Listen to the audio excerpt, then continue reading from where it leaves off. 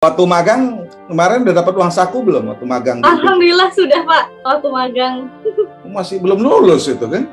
Iya, tapi waktu itu dapat uang saku sekitar kurang lebih 800.000 lah Pak, lumayan banget buat anak kuliahan waktu zaman dulu. Masya Allah, kerja aja belum udah dapat uang saku ya? Wah enaknya kelas kerja sama PLN ya? Iya, mantap. Alhamdulillah.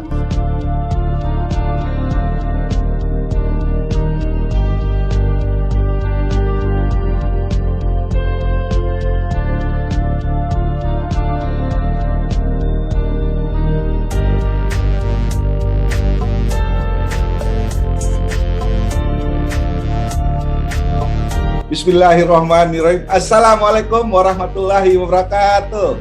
Waalaikumsalam warahmatullahi wabarakatuh, Bapak. Alhamdulillah. Setelah tadi saya dari UIP Sulawesi. Nah, di Sulawesi saya nggak kemana-mana di Makassar nih, karena harus buru-buru ke Purwokerto. Oh iya, padat ya Pak? Padat. Tapi ntar dulu, online, virtual. Oh iya.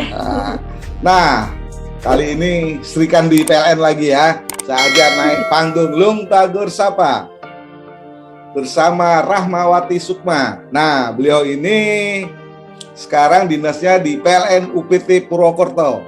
Dan juga beliau ini adalah lulusan D3 kerjasama PLN Politeknik Negeri Semarang. Sebelum kita teruskan, saya tampilkan profil dari Mbak Rahmawati Sukma berikut ini.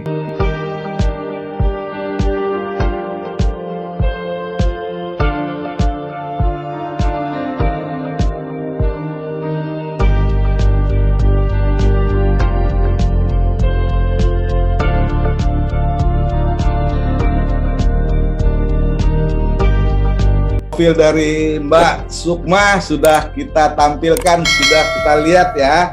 Status belum kali di sini tertulis ya. Kelahiran Ketapang 13 Desember 1995.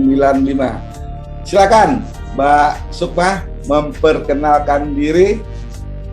Iya, terima kasih Pak atas waktu dan layarnya ya Pak ya. Perkenalkan, nama saya Rahmawati Sukma Ningtyantini, dipanggilnya Sukma. Lulusan D3 Politeknik Negeri Semarang. Alhamdulillah kerjasama dengan PLN sehingga bisa langsung diterima di PLN. Kemudian sekarang saya bertugas di PT Purwokerto. Di sini saya berada di bidang RENEV atau perencanaan dan evaluasi. Tepatnya itu di Subbid Junior Engineering Assessment dan Diagnosa. Oh, baik. Putri Semarang. Sebelum ke Politeknik, sekolahnya di mana, Mbak? Di SMA 4 Semarang, Pak. Gimana ceritanya ngelamar? Jadi dulu itu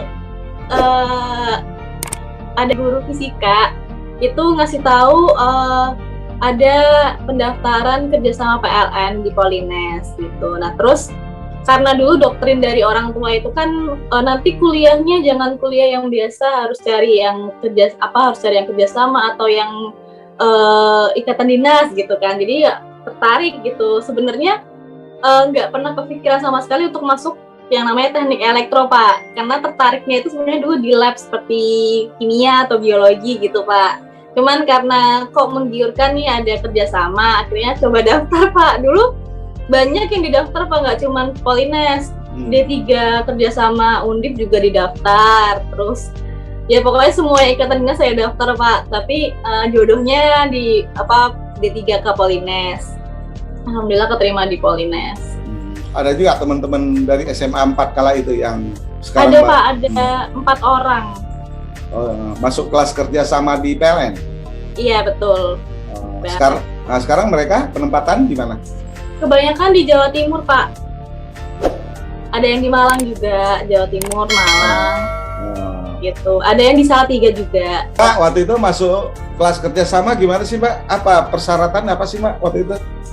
Kalau waktu masih zaman saya itu masih Pak, masih akademik, kemudian psikologi, kesehatan, terus wawancara. Dulu itu sebenarnya satu kelas saya itu banyak yang daftar Pak, cuman banyak gugur tuh malah di psikologinya. Nah, terus kemudian tahap kesehatan tuh ada kesehatan 1-2 Pak, kesehatan fisik sama habis itu kesehatan bagian dalam gitu.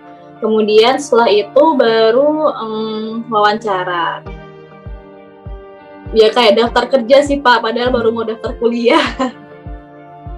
Gitu. Akhirnya diterima 24 orang di D3K Polines ini. Persiapan apa dilakukan sebelum dilakukan tes tahapan tersebut? Apa persiapan dari Mbak Sukma apa itu? Dulu pastinya kalau akademik belajar ya Pak, saya ambil dari beberapa contoh-contoh soal, saya pelajarin. Terus kalau psikologinya karena saya belum berpengalaman ya Pak tes psikologi, jadi saya beli buku waktu itu, saya pelajari, saya isi-isi, kemudian ya ternyata ada yang ngisi koran juga, itu kan belum pernah belajar juga. Terus kalau kesehatan itu Pak, saya itu dapat undangan untuk tes kesehatan itu kan seminggu sebelum tesnya dimulai. Jadi begitu saya dapat undangan, saya langsung tes Pak, langsung tes keseluruhan badan, apa kira-kira yang kurang, langsung saya perbaiki. Jadi dalam waktu 1 minggu itu, saya tuh sebenarnya waktu itu didiagnosis asam uratnya tinggi Pak. Jadi dalam waktu 1 minggu saya berusaha berusaha memperbaiki asam urat itu. Jadi ketika tes saat itunya, hari tesnya itu, saya udah lebih fit gitu, udah lebih baik lagi, udah lebih sehat gitu. Terus ya jangan begadang sebelum tes kesehatan. Makanan juga saya itu banget Pak, karena kan saya pertama tes kan langsung asam uratnya tinggi Pak, itu langsung saya perbaiki makan saya, terus perbaikin olahraganya juga gitu. Jadi ketika hari kesehatan ya alhamdulillah sudah fit dan ternyata dinyatakan lulus gitu. Berarti dan trik ini saya terapkan ke beberapa adik-adik kelas yang mau daftar, saya suruh tes kesehatan dulu keseluruhan gitu, cari kurangnya apa gitu. Jadi nanti pas hari H bisa perfect lah gitu Pak. Kemudian ya udah. Oke, terakhir sisanya berapa Mbak di kelasnya? Yang diterima di Polines 24 orang Pak yang kerjasama waktu zaman saya. Di Kandi ada berapa itu? Ada 8 orang Pak, ceweknya cuma 8 orang. Baik, gimana pergaulan dengan teman-teman sendiri gimana? Satu kelas itu kan hanya 8 orang. Alhamdulillah Pak, karena cewek-ceweknya sedikit ya, jadinya kita kemana-mana bareng-bareng. Terus kalau pas praktek itu juga saling bantu juga. Kadang yang teman-teman yang cowok juga bantuin, karena kan sejujurnya kalau di bengkel itu kan cewek itu kan kurang cekatan, nggak seperti cowok ya Pak ya. Jadi ya kita saling bantu gitu-gitu lah sih Pak, saling dukung, saling support bersama lain. Baik, berarti selama 3 tahun Mbak Sukma ya? Iya betul, sama 24 orang itu bareng. Ini ada magang juga Pak, itu di semester terakhir. Nah itu saya magangnya di UP3 itu Pak, Semarang, area Semarang waktu dulu namanya. UP3 Semarang? Iya. Oh magangnya di situ ya? Iya, magang 3 bulan di sana. Saat itu magang apa sih? Magang tuh dulu saya di bagian operasi distribusi Pak. Jadi saya ikut teman-teman yang suka setting proteksi. Dulu karena kegiatan tersebut saya jadi tertarik banget Pak sama dunia proteksi. Jadi saya sempat kepikiran, nanti kalau kerja aku semoga bisa di bagian proteksi seperti itu Pak. Tapi ternyata penempatannya di transmisi dan proteksinya sangat amat kompleks Pak, jauh dari proteksinya distribusi Pak. Jadi ya saya akhirnya dimasukin ke trafo, ke asesmen trafo dan jaringan waktu dulu. Berapa lama tuh magangnya Pak? Magangnya 3 bulan Pak. 3 bulan ya? Iya. Setelah itu ada laporan gimana? Setelah ada magang? Pak, laporan. Jadi waktu dulu itu kita ada 2 laporan, 1 laporan untuk hasil magang dan kita sekalian TA waktu itu Pak. Jadi ya sekalian. Kalian TA ya di situ? Iya. Oke, baik. Setelah selesai semuanya, apalagi tahapannya Mbak? Ada lagi Pak, itu setelah dinyatakan lulus, setelah sidang itu ada lagi tes kesehatan lagi Pak.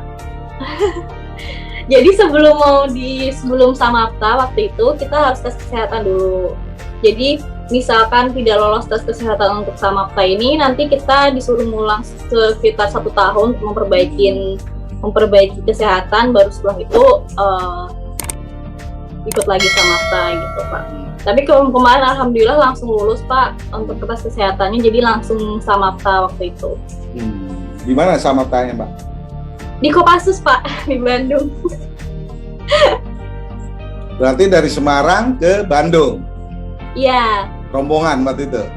Iya, itu ya banyak orang sama yang dari kerjasama Undip juga bareng. Oh, yang lain ya? Sama yang lulus reguler juga kayak bareng-bareng. Oh, bareng ya. Waktu itu dari Semarang ongkos sendiri atau gimana tuh ke Bandung? Oh, enggak Pak, langsung kita naik bis bareng-bareng dari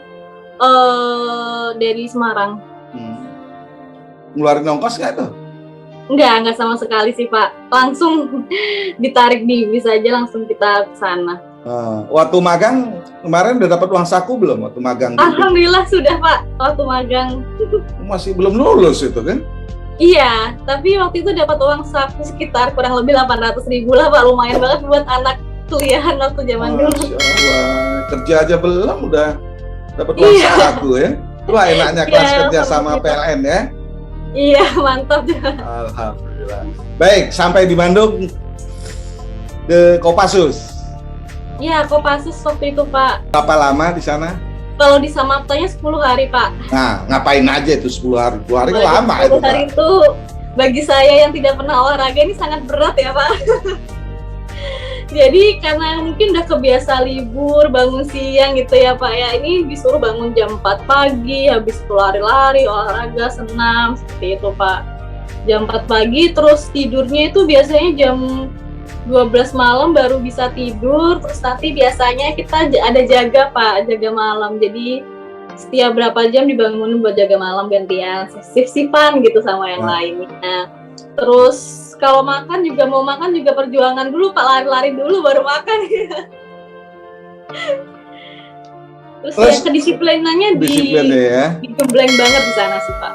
Pakaian gimana? Pakai pakaiannya waktu itu? Oh, pakaiannya pakaian dinasnya tentara itu ya Pak. Jadi pakai pakaian seperti itu, terus juga ada tempat minum yang ala-ala tentara gitu Pak. Nah itu Masya Allah, itu kalau habis latihan minum tuh kayak seger banget Pak, adem banget. Janggal kan harus komplit ya, PDL itu ya? Iya, PDL. Dari atas sampai sepatu ya? Iya, sepatunya juga sepatu PDL gitu kan Pak, jadi berat juga kalau buat lari-lari. Gimana pertama kali makainya sepatunya, pakaian keseluruhan gimana Mbak? Dipakein atau gimana? Pakai sendiri Pak, cuman bagian pinggangnya kok susah itu. Pakai sendiri, terus waktu itu kan dibagi, terus disuruh nyoba yang mana yang cukup gitu. Kebanyakan kegedean sih Pak kalau baju.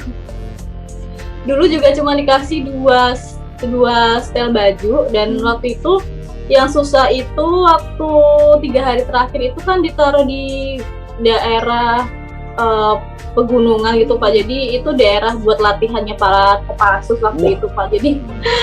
Jadi jauh dari peradaban gitu Pak. Jadi di sana itu waktu itu masih musim hujan Pak. Jadi bajunya tuh sering basah. Jadi kami malam itu harus ganti baju yang kering.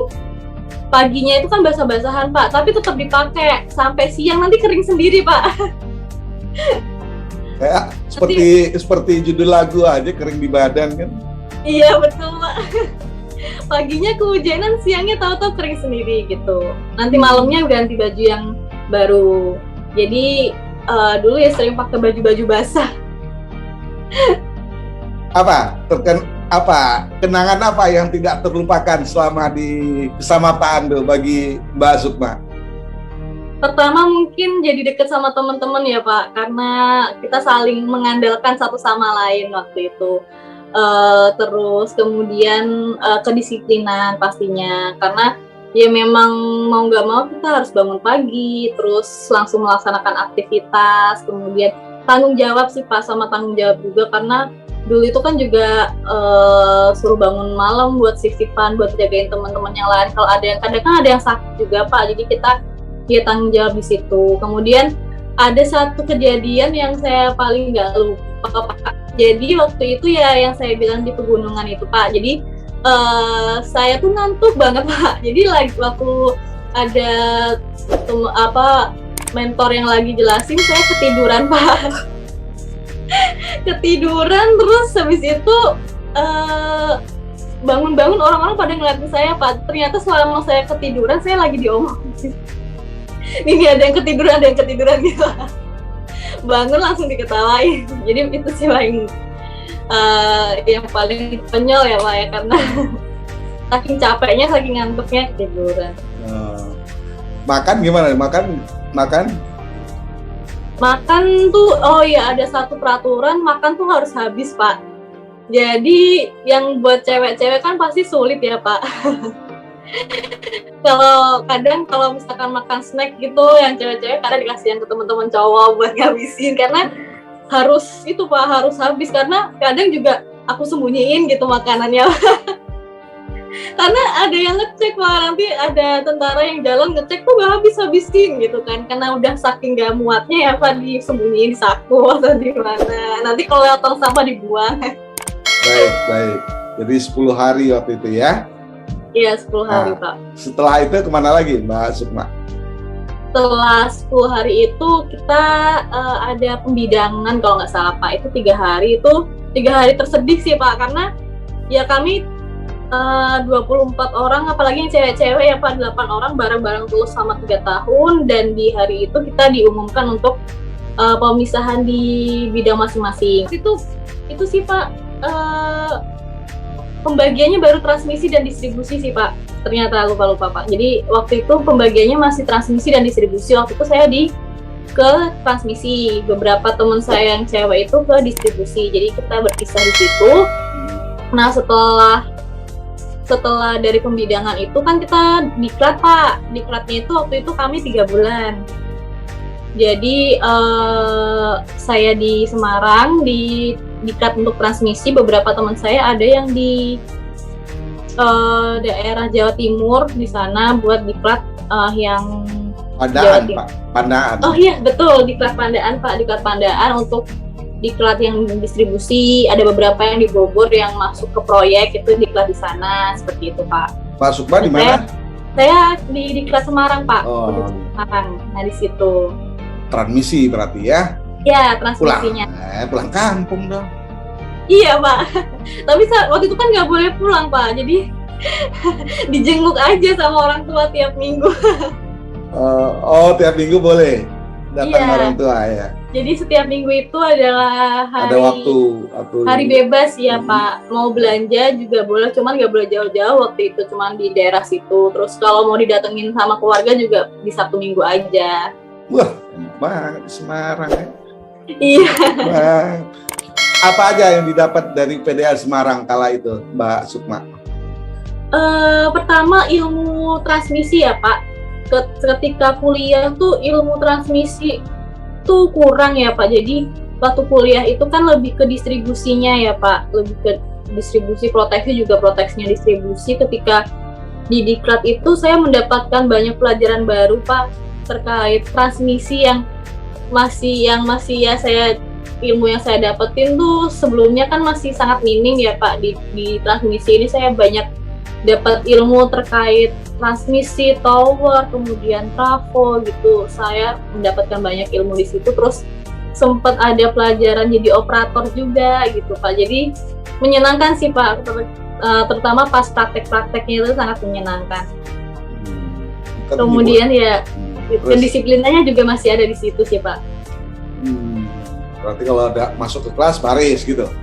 Iya betul, baris, terus nyanyi lagu. Ambil yel-yel gitu ya? Lagu-lagu iya betul gitu sekali ya? Pak, sambil yel-yel, terus habis itu ya setiap pagi itu masih ada senam Pak. Setiap pagi kita bangun, senam, terus habis itu baru kita balik lagi ke mes, mandi, baru persiapan untuk belajar. Itu pun nanti setiap mes itu kan ada beberapa orang Pak. Nah itu nanti kita dibarisin dulu terus jalan bareng kayak gitu. Tadi nyebutin tower, di situ memang ada tower. Ada Pak, ada. Ada tower ya buat latihan atau gimana? Yang iya ada tower yang buat belajar manjat kan waktu itu Pak.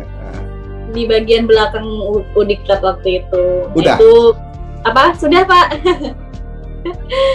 belajar manjat juga di situ di Udiklat. Ya tapi kan cuma berapa meter itu. Iya, cuma berapa meter. Cuma berapa meter aja. Oh. Tapi menyenangkan sih Pak, kayak pertama kali manjat, terus ya Allah menyenangkan sekali. Siap Mbak Sukma, tadi kan tower latihan ya di dalam kompleks area UPDL Semarang ya, latihan. Iya.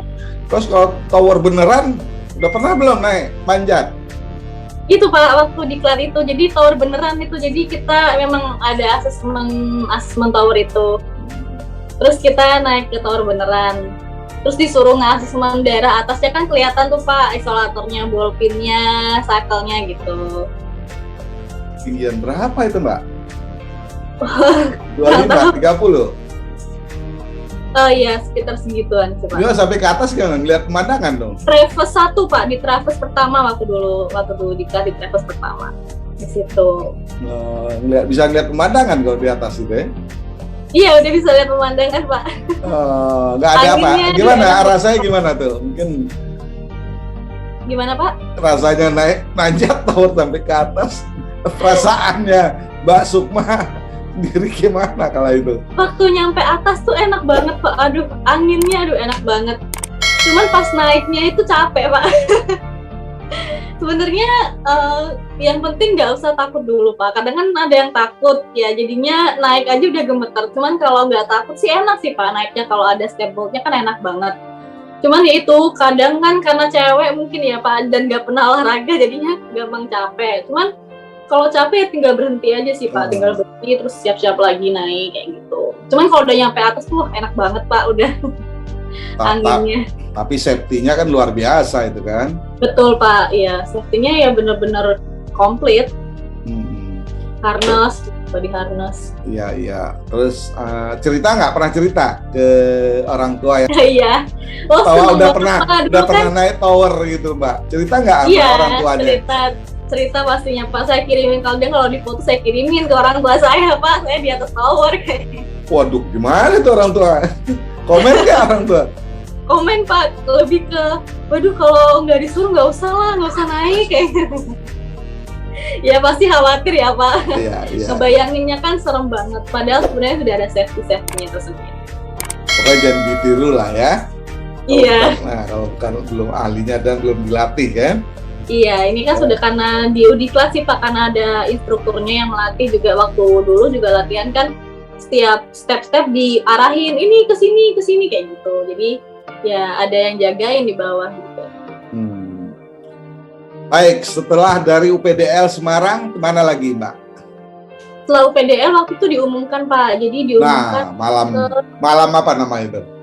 Malam inaugurasi. Itu malam perpisahannya Pak, tapi sebelumnya tuh nangis-nangis semua Pak, ada yang di luar Jawa, ada yang di dalam Jawa. Dan alhamdulillah saya tadinya udah mikir, wah di luar Jawa kayaknya nih mungkin gitu ya. Tapi alhamdulillah malah dikasih Purwokerto Pak, deket sekali dari Semarang. Berarti pas malam itu diumuminnya kapan itu penempatannya? Diumuminnya tuh udah hari terakhir di sana sih Pak. Dikumpulkan? Apa? Dikumpulkan di iya, aula gitu? Iya, dikumpulkan dalam satu aula. Terus di situ ada layar diperlihatkan penempatan mana, di mana gitu. Waduh, saya nggak bisa bayangin suasana ini gimana itu. Iya Pak, mana kan udah ada yang dapat bocoran, ada yang mungkin sampai mimpi gitu. Jadi sebelum itu tuh sebenarnya udah pada ada yang nangis, ada yang udah deg-degan gitu Pak. Jadi ketika hari-hari kumpulkan di aula tersebut ya ada yang nangis juga pastinya Pak. Terus ya ada yang seneng karena ditempatin yang deket kayak gitu juga ada. Ya campur aduk sih Pak rasanya di situ. Ya, karena kan di PLN kan udah tanda tangan kan bersedia. Iya, betul Pak. Memang udah risiko yang sudah diambil sih Pak. Semua tempat bagus, seperti Mbak Sabrina di Palopo katanya. Semua iya, tempat betul. Bagus. Semua tempat bagus kok. Iya, dulu juga dari Ibu udah pernah ngasih tahu, nggak apa-apa kamu ditempatin di luar Jawa tuh nggak apa-apa, asalkan kamu tetap bersikap ramah, semua orang tuh akan welcome dengan kamu gitu. Jadi ya udah dengan motivasi tersebut dari orang tua, jadi saya sebenarnya waktu hari itu ya udah pasrah, udah kalau di luar Jawa ya udah nggak apa-apa gitu. Mau lahirnya aja di Ketapang Mbak Sukma. Iya, iya dari Ibu juga bapak ibumu aja perantau, kamu jadi harus siap kalau ditempatkan di mana saja. Oh iya siap Bu, kayak gitu dulu. Udah ada motivasi dari orang tua. Oh baik. Terus dapatlah di TJBT ya. Iya betul, TJBT dulu. Kumpul di kantor induk dulu ya. TJBT gitu Pak. Iya. Terus Bandung, Bandung masih dekat gitu kan Pak. Dikirain penempatannya di Bandung. Iya, dikiranya penempatannya di Bandung. Waktu di Bandung tuh ya kita tuh waktu itu belajarnya probis kalau nggak salah Pak. Probis gitu tentang TJBT gitu Pak. Nggak tahu ya dapat lagi ke Purwokerto. Purwokerto, iya. Ada berapa orang Mbak waktu itu dari itu? Dari TJBT itu ada 5 orang Pak. Satu angkatan 5 orang. 5 di orang. Sekarang masih di Purwokerto semua? Masih di Purwokerto semua, belum ada yang pindah. Paling ya pindahnya ke WLTG Tegal gitu Pak. Oh masih di wilayah TJBT? Purwokerto. Iya. Masih wilayah itu. PT Purwokerto, iya betul. Emang ada berapa ULTG di Purwokerto, Mbak Ada Sukma? 3 ULTG Pak. Ada ULTG Tegal, ULTG Purwokerto, dan ULTG Wonosobo. Siapa aja tuh manajernya? Manajernya untuk di ULTG Tegal nih baru Pak, ada Mas Faski Bastaman, ini dari kantor induk tadinya. Kemudian di ULTG Purwokerto ada Pak Cucu, mungkin Pak. Ya, tahu. Bapak tahu ya Pak ya, Pak Cucu ya. Iya, ini ada Pak Cucu di ULTG Purwokerto. Kemudian untuk di ULTG Wonosobo ada Pak Daiwan sebagai manajernya. Mbak Sukma udah semuanya ke situ, ketiga UTG itu. Sudah Pak, sudah muter-muter Pak. Baik. Sekarang ke hari-harinya apa, Mbak Dina? Jabatannya apa sekarang? Mbak Sukma apa sih jabatannya? Sekarang jabatannya itu Junior Engineering Assessment dan Diagnosa. Nah, tugasnya apa itu, Mbak Sukma? Iya Pak, jadi tugasnya itu tugas secara umum ya Pak, itu mengasesmen peralatan hasil uji yang telah diuji oleh teman-teman lapangan. Jadi teman-teman lapangan menguji peralatan, kemudian hasilnya dikirimkan ke Renef, dan oleh kami itu dianalisa Pak, di diagnosa apakah ini perlu penggantian atau perlu perbaikan atau bagaimana. Misalkan perlu perbaikan dan perlu pengadaan, nanti kami ajukan ke teman-teman Renus atau engine seperti itu Pak. Itu untuk sebagian besar inti dari pekerjaannya tuh itu.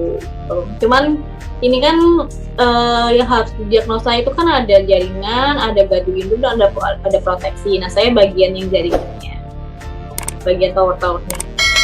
Oh, bagian tower-towernya ya? Iya. Berarti Dulu, selama di Purwokerto udah pernah manjat tower juga dong ya? Iya Pak. Awal-awal di UPT Purwokerto sebelum seperti jabatan sekarang ini di mana Mbak Sukma? Saya dulu pertama OJT itu saya masih ngikut Pak, masih ngikut, ada yang ngajak ke lapangan saya ikut, ada yang ngajak pemeliharaan saya ikut. Jadi alhamdulillah saya udah pernah uji medan listrik, ikut K3L kan ya Pak, terus pernah ikut pemeliharaan 2 tahunan gitu, ikut teman-teman pemeliharaan 2 tahunan, terus pernah diajak jalan-jalan juga ke tower yang jalannya itu naik-naik gitu juga sudah pernah, alhamdulillah, pengujian pertanahan. Jadi waktu dulu sebelum ditetapkan sebagai asdik itu saya ngikut-ngikut aja gitu, senior ngajak kemana saya ikut kayak gitu. Terus kemudian waktu itu mulai ditetapkan setelah masuk jadi pegawai itu saya ditetapkan untuk jadi asdik, tapi waktu itu kan asdiknya masih 1 Pak, masih baru. Kemudian saya disuruh bantu untuk jadi asdik gardu induk Pak. Nah dulu gardu induk juga saya belajar lagi Pak, karena lebih mengetahui misalkan bagian dari trafo seperti apa, terus di situ ada komponen-komponen apa aja yang harus kita perhatikan. Jadi udah mulai mengenal SKD 0520 lah Pak saat itu. Kemudian ada bagian yang paling menyenangkan waktu saya jadi asdik gardu induk adalah ketika saya waktu itu disuruh untuk jadi PIC untuk pengambilan sampel minyak trafo dan pengujian minyak trafo, pengujian DGA itu Pak, pengujian gas terlarut dalam minyak trafo. Nah, saya kan pernah bilang ya Pak, dulunya saya pengen banget berada di lab ya Pak, menguji sesuatu gitu ya. Impian saya dulu, nah, terus terjawab gitu, wah ya Allah ini terjawab banget. Jadi meskipun aku bekerja di elektrik, tapi saya masih bisa menguji. Jadi waktu dulu dikasih alat satu-satu per UPT dan saya PIC-nya untuk menguji minyak-minyak yang ada di Purwokerto. Kemudian minyak trafo saya uji di Purwokerto menggunakan alat DGA tersebut Pak. Kemudian sesekali juga saya mengirimkan sampel minyak, karakteristik minyak ke laboratorium di Semarang. Jadi ikutan nguji, ikutan teman-teman ngelihat teman-teman di laboratorium Semarang menguji minyak kayak gitu Pak. Itu menyenangkan sih Pak. Kemudian setelah itu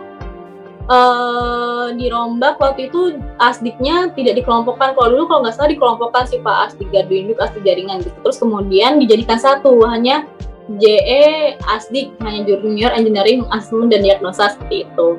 Dan dilebur bareng sama Lola Data. Nah kemudian semenjak itu saya dipindahkan ke asesmen jaringan. Nah mulai di asesmen jaringan saya belajar lagi Pak dari awal, karena sesungguhnya saya masih sangat awam dengan komponen-komponen yang ada di jaringan Pak, karena saya itu tipikal orang yang kalau belajar harus lihat benda aslinya seperti apa, nggak bisa cuma gambar oh ini sakel, ini isolator. Saya nggak bisa membedakan kalau nggak lihat langsung gitu Pak. Jadi ya saya belajar lagi dari awal. Kadang saya juga kalau misalkan ada yang lapor, Mbak ini ada sekel korosif, sekel yang mana ya Mas ya? Pasti ada kayak gitu. Saya belajar dari orang lapangan juga. Saya kadang pas lagi ke gudang saya juga lihat oh yang sekel yang mana Mas, yang armorot yang mana. Jadi saya tanya-tanya di situ. Terus alhamdulillah waktu itu dapat kesempatan buat diklat asesmen power Pak. Nah itu di situ saya maksimalkan Pak, apalagi kan ada praktek di diklat itu untuk naik power. Jadi saya perhatiin mana yang sakel, mana yang ini gitu. Masih proses belajar sih Pak sampai sekarang. Terus pelajaran di 3 poliklinik ada yang di ini nggak untuk pekerjaan sekarang Mbak? Ada ya? Kalau pelajaran dari sekolah di kuliah itu ya Pak, ada sih Pak sebenarnya. Cuman waktu di politeknik itu menurut saya itu lebih ke distribusinya. Untuk bagian-bagian trafo tuh sebenarnya juga sudah diajarkan bagian trafo. Terus untuk proteksinya seperti analog gitu-gitu, digital analog itu sudah dipelajari di sana. Sudah ada di sana. Cuman ya dulu kan ya namanya juga kuliah ya Pak, kuliah dibandingkan pekerjaan itu sebenarnya hal yang kita pelajarin di kuliah tuh hanya kulit luarnya banget Pak gitu. Setelah bekerja tuh ternyata masih banyak hal-hal yang patut kita pelajari yang sebenarnya tidak kita dapatkan waktu kita kuliah gitu Pak. Kemudian dalam kuliah juga udah diajarkan kontrak, terus kontraknya misalkan pengadaan sesuatu barang gitu sudah sempat dipelajari juga sih Pak. K3 di waktu kuliah juga sudah dipelajari. Jadi ada ya sebagian dari pelajaran kuliah yang bisa kita terapkan di pekerjaan. Ataupun kulitnya aja ya. Iya betul Pak. Setelah kerja ya kita tetap harus belajar lagi Pak, nggak bisa. Makanya dengan gitu makanya UPDL kan? Betul sekali Pak. Itu sangat membantu sih Pak, adanya UPDL itu sangat membantu sekali. Oh baik. Masuk mah lebih kurang 4,5 tahun lah ya udah di Purwokerto. Kemana aja ke Purwokerto ini? Jangan PLN mulu yang dibahas, pariwisata, kuliner, apa dia ada di Purwokerto, Mbak Sukma? Di Purwokertonya ya Pak, kuliner yang paling enak tuh mendoannya ya Pak. Mendoan dan getuk gorengnya tuh waduh mantap sekali, enak. Kalau untuk wisata alam itu ada di Baturaden Pak, itu masih adem banget, masih enak, airnya juga masih seger. Terus ada satu hal yang membuat saya senang di Purwokerto itu adalah lingkungannya tuh enak Pak, jadi nggak terlalu padat. Terus cuacanya juga yang panas banget tuh juga enggak sih Pak, sedang lah untuk cuacanya tuh enak seperti itu. Orang-orangnya juga ramah-ramah di sini, alhamdulillah. Termasuk Mbak Arni ramah nggak tuh? Oh ramah banget Pak, sering diajak makan ke rumahnya, diundang makan. Semua udah makan belum Mbak? Ya udah sini ke rumah. Beliau itu kan pinter banget masak Pak. Oh Mbak Arni ya? Iya kadang juga alhamdulillah kan keluargaan di PT Purwokerto ini sangat erat Pak. Misalkan kayak pagi-pagi selalu ada yang masakin, misalkan dari ibu ada Mbak Arni, ada Bu Steri itu sering masakin untuk kami. Jadi kadang ini ada spaghetti nih di sini, kita makan bareng kayak gitu. Jadi keluarganya sangat erat. Ya, saya udah buktiin, saya pernah ke sana juga ya sebelum pandemi kan. Iya, sebelum betul, pandemi Pak. ini saya pernah ke UPT Purwokerto juga kan. Iya. Makanya saya ingat diajak naik motor tuh keliling kota Purwokerto sama Mbak Arni waktu itu. Iya, betul, Pak. Nah, suruh beli apa itu oleh-oleh mendoan. Mendoan, betul, Pak, Mendoan. mendoan. Makanya saya ingat Ini di banget sini, itu. iya, mendoannya khas banget, Pak. Jadi gorengnya nggak sampai bener-bener kering, Pak. Cuman enak. Mbak Sukma, GI-nya kan ya antar GI ya lumayan jauh ya. Iya. Nah, terus mungkin ada di tempat mana mungkin Mbak pernah yang pergi jauh dari UPT Purwokerto, ada GI apa mungkin sangat-sangat demen atau suka banget dengan daerah di situ apa Mbak? GI yang paling menarik menurut saya ada GI Dieng, Pak. GI Dieng tuh, waduh, Masya Allah, bagus banget pemandangannya. Jadi GI Dieng itu, kalau teman-teman tahu ke Puncak Sikunir itu dekat dari Puncak Sikunir, Pak. Jadi itu GI di atas gardu hidup di atas gunung gitu loh, Pak.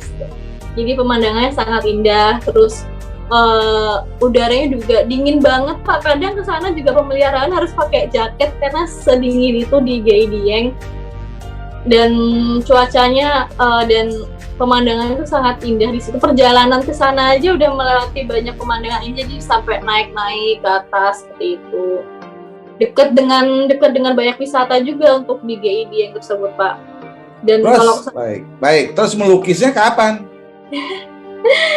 melukis itu bagi saya itu seperti pemulihan, Pak. Pemulihan setelah bekerja seharian, setelah capek dengan rutinitas kantor ya, Pak. Jadi biasanya melukis tuh setiap malam.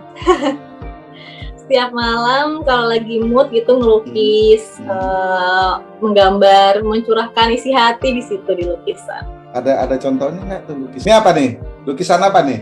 Ini gambar pantai, Pak. Jadi ini pasirnya, terus ini lautnya. Ini kan buih-buihnya nih, Pak, yang warna putih. Oh. Seperti ini. Terus ada lagi? Oh, ini Pak, mungkin ombak. Oh, ombak ya. Iya. Jadi memang suka lihat yang biru-biru sih, Pak. Suka lihat laut gitu. Di Purwokerto juga ada itu, Pak, wilayah yang di daerah Lomanis dan Semen Nusantara itu kan daerah Cilacap, itu dekat dengan laut juga. Jadi di Purwokerto sebenarnya banyak gardu induk yang banyak destinasinya. Gardu induk nggak pernah dilukis itu Mbak? Oh, enggak, Pak. Belum, Pak. Belum dilukis ya? Iya, harus ada ya. Gardu induk dilukis itu kan? Iya.